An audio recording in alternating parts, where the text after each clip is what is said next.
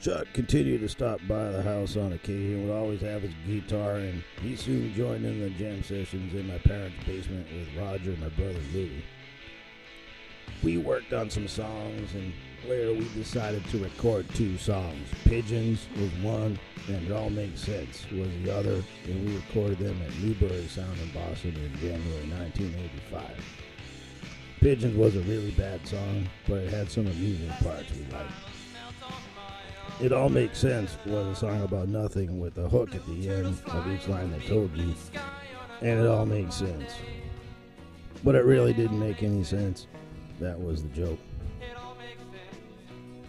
Playing along with Roger, Chuck, and myself in the studio were 2 musician fellers I knew from college. Jay played bass, and John played the drums. Jay went on to a successful career as a lead singer with a 50-cent haircut. We recorded the songs, and they came out okay, but then Roger and I decided to remix It All Makes Sense. And we did that in March of 1985 at Fleetwood Studios in Revere, Massachusetts. The bass line was redone by a studio musician who coincidentally name was also Jay, but a different Jay. And the new version received airplay on local Boston radio stations, and it became a grassroots favorite. I'm not really sure what grassroots means, but it sure does sound cool. Then I began to write more songs, and we all used to get back in the studio again and record. I lost touch with the 2 guys, named Jay and John, who played the bass and the drummer.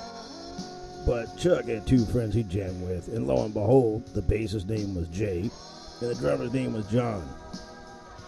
We recorded 3 songs at Fleetwood Studio in November of 1985. Our friend from high school, Jim Sullivan, joined us and played keyboards in this session. Too bad this picture of Jim isn't all that flattering, but it's the only one we have. Jim went on to big things later, like working with Aerosmith and Godsmack in a Boston-based studio he's a partner of. Well, we drank a lot of beer during that Fleetwood recording session.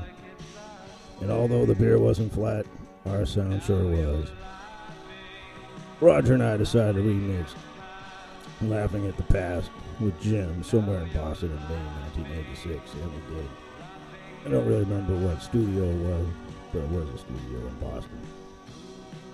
Roger and I, however, did like how the remix came out. But Chuck, Jay, and John did not. To each his own, no problem. In June 1986, Jim called me and asked me if he could produce and re-record a song that we did at Fleetwood Studio called Private World. I said, okay.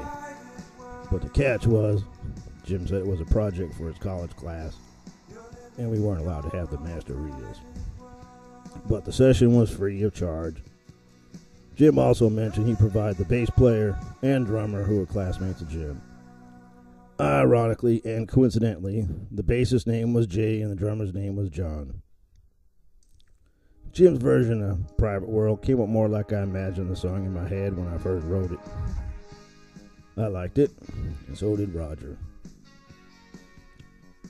Roger and I decided we should start gigging, and we asked Chuck, and he agreed. Chuck recruited Jay and John to join us, and then there were 5.